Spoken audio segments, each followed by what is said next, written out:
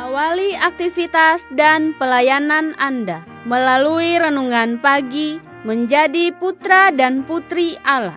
Terdengar panggilan Roh untuk mengangkat salib, dan mereka yang mengangkat salib akan menemukan bahwa salib mengangkat mereka. Dituliskan oleh Ellen G. White bersama Pendeta Denny Kanajo. Selamat mendengarkan. Shalom, salam sejahtera untuk para pendengar dimanapun Anda berada saat ini. Kita berjumpa kembali dalam mendengarkan firman Tuhan melalui audio renungan pagi pada tanggal 24 Januari 2021 dengan judul Ia Mengajar Kita. Sebelum kita melanjutkan bacaan renungan kita pada saat ini, saya mengajak untuk kita berdoa. Terima kasih Bapa di sorga, karena kebaikan dan anugerah Tuhan, sehingga di pagi hari ini kami bangun dengan tubuh sehat dan segar. Sebelum kami melakukan tugas pelayanan dan aktivitas kami sepanjang hari ini, kami rindu untuk mendengarkan suara Tuhan. Berbicaralah melalui hamba pada saat ini, karena kami siap untuk mendengarkannya. Ampuni kami Tuhan, karena kami sudah berdoa hanya di dalam nama Tuhan Yesus dan Juru Selamat kami. Amin. Ayat inti kita terdapat di dalam 1 Yohanes pasal yang kedua ayat yang ke-27. Demikian firman Tuhan. Sebab di dalam diri kamu tetap ada pengurapan yang telah kamu terima daripadanya.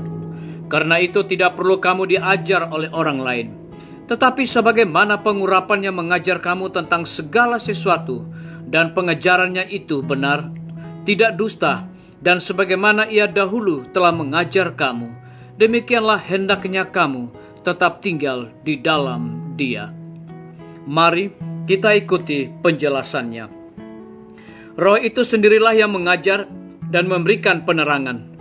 Khotbah yang paling berkuasa tentang firman itu, membaca Alkitab, tidak akan dapat mengubahkan tabiat dan menyelamatkan jiwa-jiwa kecuali Roh bekerja dengan dan melalui unsur-unsur manusia. Perencanaan dan pemikiran sekali-kali tidak boleh bersifat hendak menarik perhatian kepada diri. Firman itulah suatu kuasa, suatu pedang di tangan manusia. Tetapi Roh Suci di dalam kuasanya yang hidup itulah efisiensi untuk mengesankan pikiran.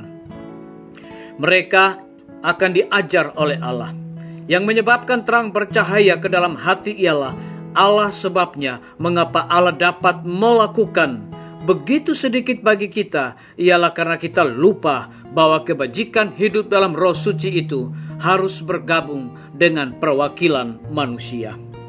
Beserta kebenaran besar yang telah kita terima dengan hak istimewa, seharusnya lah kita di bawah kuasa Roh Suci dapat menjadi saluran terang yang hidup.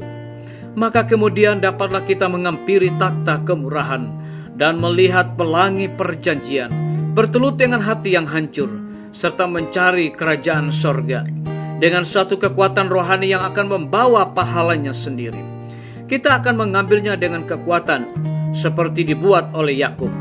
Kemudian pekabaran kita akan menjadi kuasa Allah kepada keselamatan. Segala permohonan kita akan penuh dengan ketekunan, penuh dengan perasaan akan keperluan kita yang besar, maka kita pun tidak akan ditolak. Kebenaran itu akan diucapkan oleh hidup dan tabiat, dan oleh bibir yang telah dijamah oleh bara api yang hidup dari mazbah Allah. Kalau inilah pengalaman kita, maka kita pun akan diangkat keluar dari diri kita yang malang dan hina, yang telah kita sayangkan dengan begitu lemah lembut. Kita akan mengosongkan hati kita dari kuasa kekikiran yang merongrong dan akan dipenuhi dengan puji-pujian dan syukur kepada Allah. Kita akan membesarkan Tuhan, Allah segala anugerah yang telah membesarkan Kristus.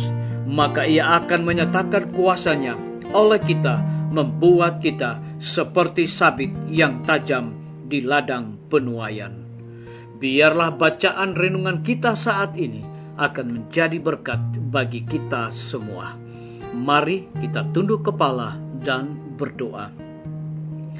Bapa kami yang bersemayam di dalam takhta kerajaan sorga, terima kasih oleh karena kebenaran firman Tuhan luar biasa bagi hidup kami. Dan biarlah dengan tuntunan kuasa Roh Kudus-Mu, Roh itu sendirilah yang mengajar dan memberikan penerangan dalam hidup kami. Saat ini Tuhan, hamba berdoa untuk pemerintah kami. Tuhan berkati Bapak Presiden bersama dengan wakil dan seluruh menteri dan semua stafnya. Kiranya hikmat dan pengetahuan sorga Tuhan berikan kepada mereka agar dapat mengatur dan menjalankan roda pemerintahan kami di tengah-tengah pandemi ini boleh sesuai dengan apa yang Tuhan kehendaki. Kami juga berdoa Tuhan memberkati para tim medis, dokter, perawat, bidan, dan semua para pekerja kesehatan yang ada di setiap rumah sakit, puskesmas yang ada di Indonesia. Hikmat dan dedikasi sorga Tuhan berikan kepada mereka agar dapat memberikan pelayanan yang terbaik bagi orang-orang yang membutuhkan pertolongan di tengah-tengah pandemi saat ini. Kami juga menyerahkan guru-guru, kepala sekolah, dan semua anak siswa. Saat ini Tuhan, mereka harus belajar dari rumah oleh karena pandemi COVID-19.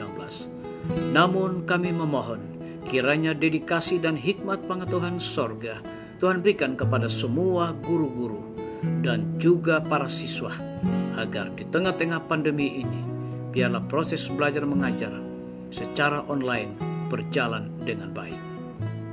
Kami berdoa untuk pimpinan-pimpinan gereja Tuhan, dari tingkat yang tertinggi sampai kepada jemaat, bahkan seluruh gembala jemaat, dimanapun mereka berada, Tuhan lindungi dan pelihara mereka. Kami juga berdoa untuk para pendengar yang setia yang berulang tahun di hari ini.